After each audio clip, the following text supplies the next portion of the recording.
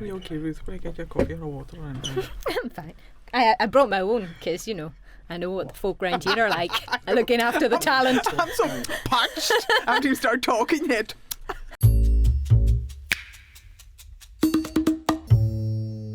So today we have the feisty, beautiful, talented Ruth Murray, who is our digital producer for social.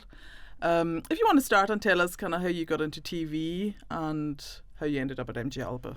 So when I was 14 or 15 in school, I got work experience came up. And I was going out with a boy at the time who had left school at 16 to do his apprenticeship at what was Grampian TV then. Oh. So I saw Grampian TV came up and I was like, oh, excellent, I'm going to go for that because that's a week hanging out with my boyfriend. Wow, first boyfriend, Ruth. First boyfriend. Mm-hmm. So that's what happened. But back then, Telefees was still on the go, which was a live news broadcasted from Stornoway. Mm-hmm. And I had no idea about what anything to do with television was about. Came in and I was totally blown away. Like, the buzz in the place was unbelievable. Yeah. Some of our own crew were there back then. Richard and Ushjan and so you're Chrissy 14, Pants. so when was this? That would have been 2000? Yeah, 2000. At the end of Telefees, 2000. Yeah. So I was just loved the gallery. Mm-hmm. The gallery was where I wanted to be. So after that I was like, oh, actually, I think this is what I would quite like to get into when I leave school. Mm-hmm. And then went away to college, did an HND in television operations and production studies. Mm-hmm. And then I started working in music venues after that as a lighting designer. Okay. So that's how I started my career. Working with bands and doing lighting shows, which I loved. Mm-hmm. And then one summer I came home just to earn some extra cash and to see family and stuff. And when I went to the job centre to get work, like bar work or whatever, they were looking at my CV and they were like, well, do you not want to try and get some TV work? And I just thought, well, it's Stornoway. How am I going to get? Because at that time there was nothing really here. Well, so I thought. Anyway, then I got put in touch with Project Scotland, who were running a voluntary traineeship, and the girl who was sharing the office with the girl I had the interview with was none other than Ushjan McLeod's now wife, Leslie. Okay. And she overheard our conversation and she was like, oh, my boyfriend actually works up at the TV studios, let me give him a call. And then I think maybe the day after that, I came in, had an interview with Margaret Cameron. We sat down, had a chat, and she was like, we'd love to offer you a placement here. Oh, so I did 3 months here, 3 months at Studio Alba with me. With you. Yeah, that's right. So that was in 2006, yeah, I think around then. Yeah. And then I did a few weeks at Mac TV, and then MG Alba wanted to keep me on. Mm-hmm. And then I was made staff, and that was 6 months, I think, before BBC Alba launched. Okay, before the channel went on air. Yeah. That was a hectic time. That was a hectic time, but it was so much fun. It was a great time to be part of the company. Yeah, that's right. And started as a studio technician, then got made editor, and was working as an editor for I don't know how many years. Mm-hmm. And then 4 years ago joined the Digital Hub team. That's right, yeah. And back working with you again. I know, and that's like 15 years ago. 15 years, so you've been working with MG for 15 years. Yeah. And there's been many opportunities in that time as well, Huge opportunities. Travelling, we get to do a bit of travelling for our work, the Celtic Media Festival and various training opportunities we've had in that time as well. Yeah. It's a great place to work and a great kind of community, and the people that are in it are kind of what make it. Absolutely. Yeah. And some of the students who I started out with, they will quite often say to me, oh, do you not feel like you've missed out because you've stayed in the one company? And I was like, well, no, because I've been able to do so many different things: vision mixing, sound, camera, running, research, editing. I've been able to do it all and work with it's like a family here. That's and right. We're very fortunate. You grew up in Stornoway. You're a Stornoway blown. Stornoway blown. Yeah, Stornoway blown in the 90s. In the 90s, yeah. So take us back to that and what it was like growing up in 1KT, as we now fondly call it, 1 Kennedy Terrace. I didn't really enjoy school much. Maybe hard to believe now, but I was very shy in school. And Very hard to believe, Ruth. Very hard to believe. Yeah, maybe a wee bit gobby now, but fairly come out of my shell. No, we're evolving as women. Evolving, yes. It's not gobby. Strong, it's like powerful knowing women. knowing our place and knowing, how to express ourselves. Yeah. So yeah, I got bullied all the way through school, all the way through way. primary and most of secondary school. So I was very shy, very timid. So didn't really enjoy it so much. But actually, like, I loved Kennedy Terrace. Growing up in Kennedy Terrace, we had a really good bunch around us. Always out in the back garages, getting up to nonsense and. Yeah, I think, it was a really good place to live growing up, but I was equally very excited to leave. And I never thought I would come back, to be honest, but the island's so different now, and I can't imagine living anywhere else. The island is an amazing place. Yeah. When you're outside, we can be inside and doing things on the internet or watching our telly or whatever, but see when you're outside, what an amazing place we have on our doorstep, out beaches. Everyone talks about it, blah, blah, blah, beaches, but it's amazing. It's good for the head, it's good for the heart, good for the soul, and it just brings you on as a person and matures you. Back to Kennedy Terrace. Yeah. The party house. It's a party house now. Socialising house. Well, it's a party house now because it's a cocktail. You're a trained cocktail waitress. Yeah. Is that the right phrase to sing it? Cocktail mixologist. Trained by Bacardi. Trained by Bacardi. Tell us about that. Yeah, so I was a cocktail waitress when I was a student in Glasgow. And it was a venue that had multiple bars, and then I got moved to the VIP bar where we all got our training. So now I'm a total cocktail snob. You are. And if you go to 1KT, you get the best cocktails. You do. Yeah. Well, I try to serve.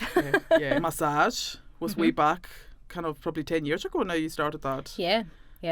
And you have your own business now. Yeah. Through your kind of training. Tell us a bit about where you started and where you are now.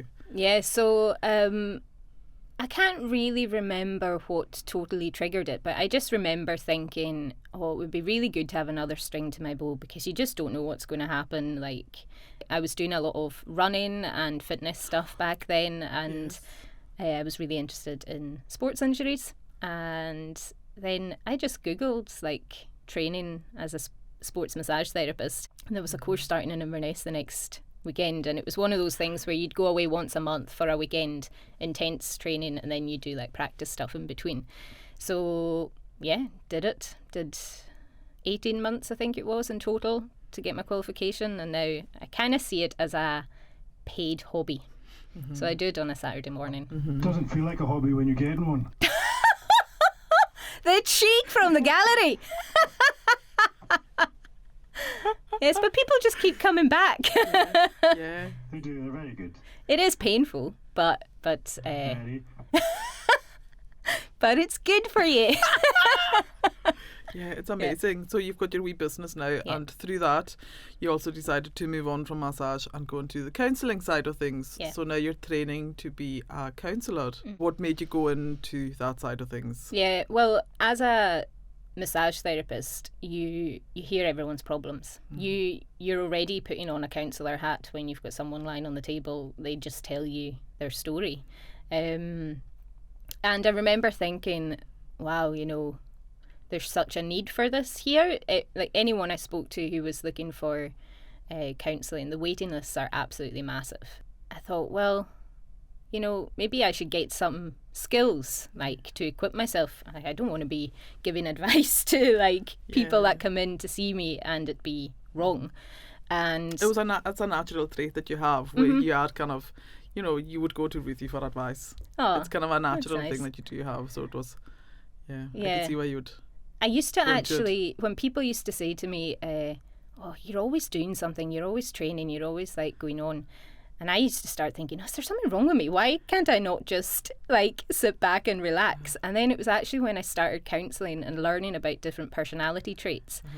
And I did a personality quiz, and turns out that it's just my personality. I have a thirst for knowledge. I always I need to be learning. And so the counselling was a natural fit for me.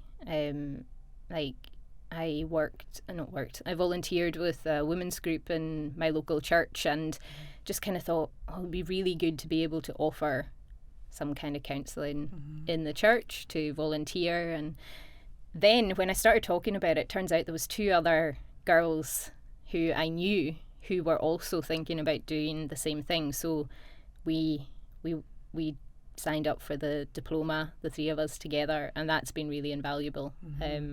But yeah, so finished the diploma last summer, and then I decided I wanted to go on and do my honours year as well. So one of the other girls continued with me, and we're just coming up to the end of that now, but this year has been brutal. Hasn't it? Yeah, you have been off the radar quite a bit because of it, but it'll be so worth it. Yeah, so worth it by the end of the summer. So you spoke there about being in a women's group in the church. Do you want to talk about your faith, Ruth? I know it's very personal to you, and talk about maybe when you were converted and how you kind of live your life by these rules now. So I was converted when I was 17, and that word converted, sometimes people are like, what does that even mean? And I would say that was like the time I decided that I wanted to live my life for God. And I was probably quite naive when I was like 17, and just thought, once I was converted, everything would be totally fine. And but actually, living a life of faith is hard. It's very hard. It's really hard. And well, actually, when I left school, I went to work in a Christian outdoor centre for a year, which was amazing, because that gave me a real solid base to my faith out with what I was at home. Yep. Nethy, was it Nethy Bridge? Yeah, Nethy Bridge, yeah. So that was amazing, but... You mean like different to being in Stornoway? Stornoway, yeah. Who was right. I outside of being this island girl? Yeah. Because I never really felt like me, because of all the bullying and stuff. You try and fit, you're like, well, who am I? Like, trying to, fit yourself around other people. So I was I made a conscious choice that when I left the island, I wanted to detach myself from a lot of who I was before, so I could work on me. But Nethy Bridge was amazing, but it was a really secure environment. And then when I moved away to Glasgow, I didn't know what church to go to. My college didn't have a Christian union, so it was like I kind of gradually just fell away from my faith. I was too busy having fun, and not like, your faith is like a relationship. You have to work at it, and if you're not putting the effort in, then you lose it. And it wasn't like I decided I wasn't a Christian anymore. It just wasn't a huge part of my life. But then when I was 23 or 24, after a pretty brutal heartbreak, and I was like, oh, my life is awful.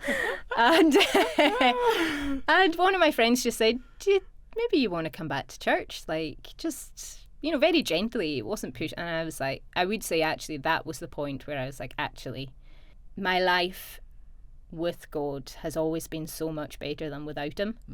So that was probably when I made my biggest commitment. Okay, so we'll move on to the mountain rescue. You're volunteering for the mountain rescue. Yeah. This is another... I remember being in the office the day that you announced this, and I was like, another thing she's going to do. She's putting us all to shame here. I started the mountain rescue in 2019, and it was just really good fun. I've always loved the hills and the mountains, and I was starting to notice that I wasn't getting out enough. So I thought, right, maybe I should just join the mountain rescue. And one of my pals was in it, and they were looking for new volunteers. So I thought, I'll just go and see. As you do. Just go and see. And I'll never forget, the first training day was out at Arnish Lighthouse, and I love the hills. Not so much a fan of the old cliffs and abseiling and stuff. That gives me a wee... Well, of course, as the newbie, I was first thrown over the side, and I was like, oh, what am I doing? What am I doing? But I loved it. Once you trust the people that are around you, Yeah. and trust the equipment. Yeah. I was like, oh, actually, this is totally fine. Yeah. I mean, don't get me wrong. But yeah, the training's really good. We do first aid, we do search and rescue, we work with the Coast Guard and the helicopter and the emergency services, and it's just a great team to be involved in. Interesting. Yeah. You're amazing. You're amazing. This is out with your work. This is out with MG. We know that you're a keen gardener as well. Oh, yes. You've got a wee polytunnel. Well, No. you've got loan of someone else's, a couple of rows in a polytunnel. Yeah, I used to, but then that polytunnel got turned into my neighbour's husband's guitar workshop, so I lost that. But during lockdown, my brother-in-law made me a few raised beds in my front garden, and I've got a tiny mini greenhouse. Yeah, I love growing vegetables. Oh my goodness, that makes me sound like a total granny. Yes, we often see your vegetables on social. Yeah. You put them up, a Yeah. couple of strawberries or a couple My- of tomatoes. My carrots. Carrots, yeah. And I'm growing cucumbers. This is my second year growing cucumbers. It was very successful last year, but my cucumbers are purely for my gin and tonic. It's not for the salad. It's for the gin and tonic. 1 KT, remember, 1 KT. 10 years' time, Ruth, where do you see yourself? I genuinely cannot see myself leaving MG Alba. Like, the thought of that actually breaks my heart. You know, it's such a fun environment to be in, and I feel very fortunate that that I have these other strings to my bow that can, you know, that I can do in an evening or on a Saturday, so that, you know, all my passions are kind of being filled. Like, all my tanks are being filled.